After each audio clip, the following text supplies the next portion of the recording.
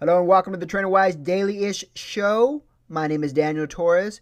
On today's episode, we're going to discuss how to take a heel-toe runner and convert them to a mid-foot or forefoot runner.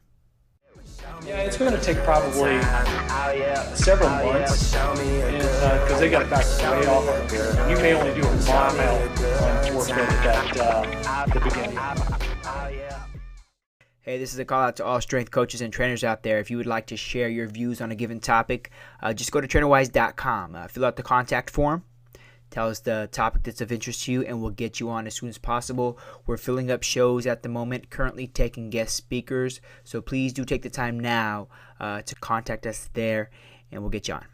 Today's guest is from Kentucky, a Wildcat, Ryan Smith, USA Track and Field, exercise physiologist. Really with the focus on running. You said natural running. Ryan, welcome to the show. Thank you. I really appreciate it. Yeah, so I wanted you to come on and be the person who talks about, the idea of people running from their heels versus running from their forefoot, midfoot. Is there an advantage? What are the advantages? How do you get people to change that? Why should we change that? Those kinds of questions.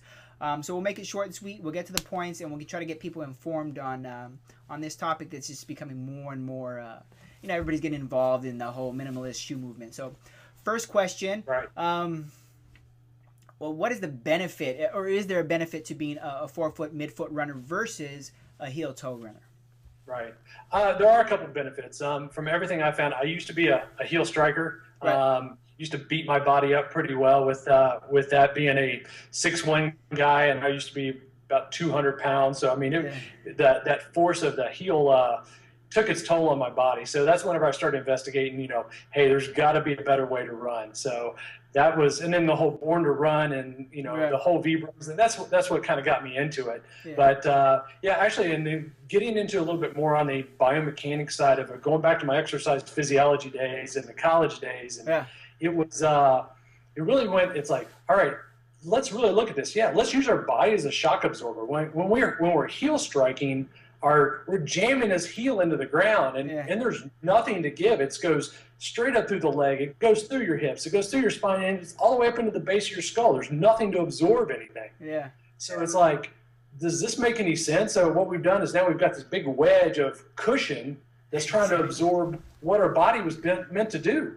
Yeah. What about this whole functioning mechanism right there below the ankle, right? Exactly. So we've got a foot that's designed. We've got this beautiful arch system that we were created with. We've got, we have a tendon and ligament system. We have muscles that act as a shock absorber. I mean, why would we not utilize these things? If you look back before the 1970s, before we started putting shoes with big wedges under them to absorb that, and if you go back and look, it's like, how did we do it before that? Yeah. You can't tell me that people were striking the ground. And we've had cobblestone, we've had gravel, we've had everything. People were not beating their heels on the ground. Yeah, totally. And it's funny. When you see the runners from like different countries who'd come, used to be barefoot runners, you're just like, dude, how are they so fast? What's the deal? I mean, if they've been doing it for years, kind of like what the book says. Thank you for giving that long, expanded answer, because a lot of people may not have followed the previous discussions we've had on this, with other guests as well. Let me ask you, if somebody wants to convert from heel to ball of the foot, midfoot, forefoot, whatever you call it, is everybody a candidate? Does a person, how do we go about doing that? I guess the question, let's keep it to that, is everybody a candidate?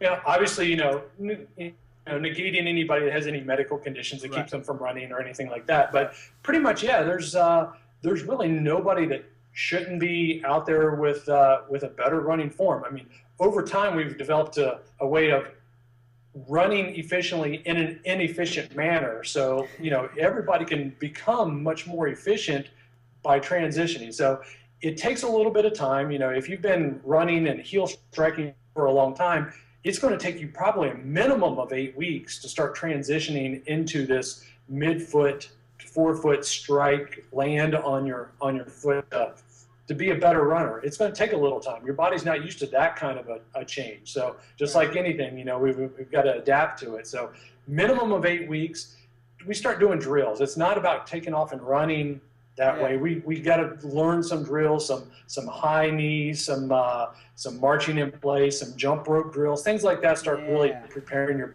body for a transition. So let me ask you about that. So jump rope, is it Mhm. good? Good. One of the strategies, one of the tools you use.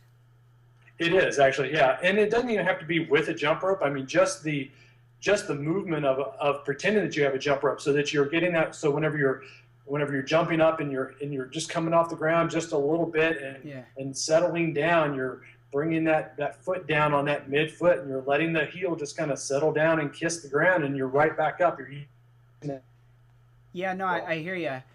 So let me ask you. You sell those shoes that they used to have for basketball players, or strength shoes. You remember when they had the platform of the mid-forefoot right. below the heel? You ever see people use that? I mean, what are your thoughts on that? I've actually never seen anybody use that type of thing for a Kind of midfoot. gimmicky, huh? Yeah, I don't think that'd be the wisest choice. I think someone's going to end up with definitely with a twisted ankle. But the easiest way for people to do it is, go find a soccer field somewhere, pull off your shoes, and take off running barefoot on a soccer field. It's safe. Go check it out, make sure that there's not things. But if you go out and you actually run on a nice soft ground, your body's going to tell you how you're supposed to be running naturally. Yeah, it's like running on that hard sand near the water at the beach, right? Right. If you run right there, it's like balls of the feet. You're like, well, I'm kind of fast, and it doesn't hurt. You don't need to warm up as much. It's a lot more comfortable. Let me ask you. So, with people have been running on, let's say, heel toe for their whole lives, and you're saying it's going to take 8 weeks to begin to, to condition themselves to be like that. I mean, can anybody go from running a marathon heel toe to midfoot forefoot at a later date? And if they could, how long would you? I know this is a generalized question, but how long would you say? You say it's going to take 2 years? I mean, for the average fit marathon runner to transition, or less? It's definitely going to be less. I'm going to guess it's somebody who's pretty well conditioned. I mean, if they're doing some type of a conditioning program outside of their normal marathon training, Yeah. it's going to take them a little bit less.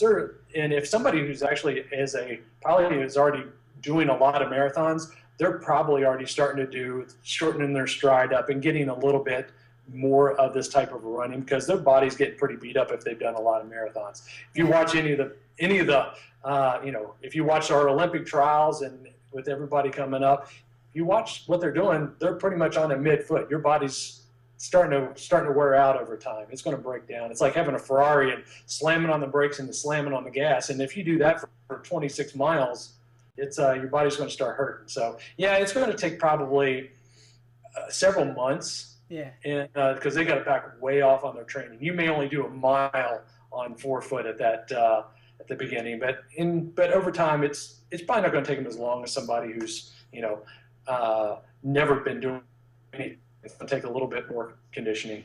So let me ask you,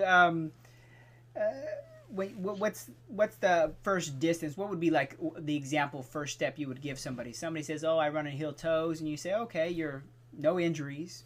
Let's say you're 30 years old.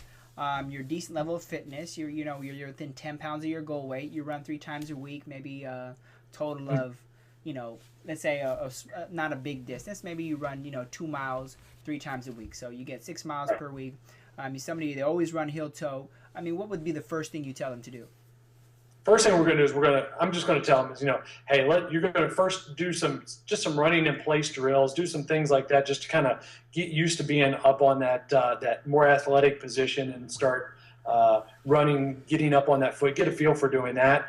But, doing the jog and once you start transitioning, you might only run, 1,000 meters on once you kind of get that feel and learning what it is. You might only run 1,000 meters and still run the rest of your 2 miles your normal way, but focus on that for that first 1,000 meters after your warm up. So then, would you say what would be like the contraindication of, or not contraindication, but what would be like more like the sign of when you should be backing off? Like you say it's 1,000 meters, say, hey, I feel comfortable. Can I go another 1,000 meters? You might say, okay.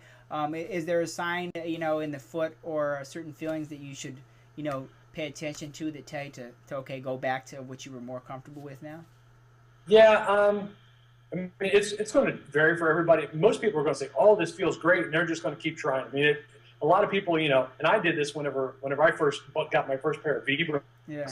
It was like, man, okay, I can run a 5K, and then I'm gonna go, and I threw them on, man, and I took off, and I did 2 miles, and I was fine. Yeah. But 2 days later, I couldn't walk. It was, my calves were so sore, and my legs were so sore, and it was like, man, I wish I hadn't done that. And if I'd have been smart about it, you know, it's like, hey, building into anything. Yeah. But you know, so the main thing is use your head. Yeah. You know, don't try to go too far. The rule of twos is the thing. You know, too much, too soon, too fast. That's whenever you're going to start breaking down. That's where the injuries come in. We talk about, you know, injuries in runners. Yeah. About 50% of runners each year get injured. Well, we look at, it's actually a 2 to 1 of heel strikers get injured over mid to forefoot strikers get injured. But most of those are actually because they try to do too much, too soon, too fast. Yeah. That's where they get that overuse injury, because they're not adapted to it. That's a big point. I did the same thing. Well, I mean, I was fine. I wasn't super sore, but I wanted to keep going. I had a little discomfort, and I remember the guy who had them before was like, stupid. I was like, okay, I can be a little stupid at times. I'll give you that. But yeah, you get passionate, and you're a runner, you know, and you're an exercise physiologist, you know, and you know, I'm over here. I've been around the block a little bit, and I'm running, and I know better, but you really have to check that no matter who you are, I gather. Ryan, I thought you nailed everything. I want to thank you for coming on. I wanted to find out a little bit more about what you have going on. If you can, briefly tell us what you have going on in Kentucky, what you're about, and then maybe the best place where people can get in touch with you. Okay, sure. Well, yeah, Ryan Smith. I own Personal Impact Training. It's a small personal training business. Mm-hmm. I work mainly with runners. I have a few triathletes, things that I work with, and Personal Training Noval Group. And I'm just out in Cincinnati, and personalimpacttraining.com is my website. All right, super cool. Ryan, thank you for coming on and sharing your insights about running. You know what? It's so prevalent. Everybody feels like they can run now when they have their VRAMs. Everybody says, you know, it used to hurt. It used to feel like uncomfortable, but now they feel like they can do it. It just seems like it's kind of a wave. It's like barefoot minimalist running and, dare I say it, CrossFit, or like these waves, good or bad. These are waves. So I'm sure I'd love to have you on in the future when we discuss running again. Absolutely. I appreciate it. All right. Super cool. Thanks for coming. And everybody, thank you for watching. All right. Thanks, man. Show me a good time. Oh yeah. Oh yeah. Show me a good. Show me a good. Show me a good time. Oh yeah.